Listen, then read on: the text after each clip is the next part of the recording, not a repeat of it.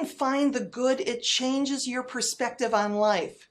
Here are 3 ways that you can change yourself when it comes to appreciation. Number 1, the morning journal.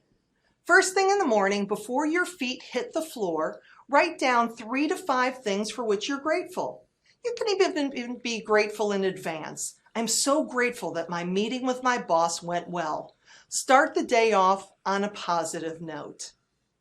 2, the wins journal. Before you turn the light off at night, look back on your day and write down 3 good things or wins that happened to you.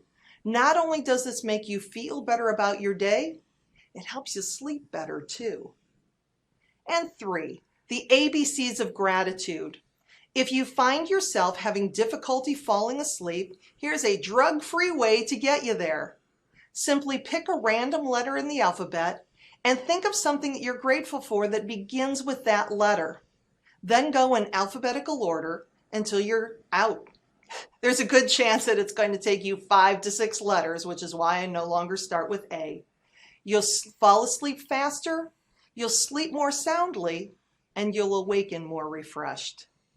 Use these 3 strategies and you'll start to see the world through those rose-colored glasses that you've been hearing so much about.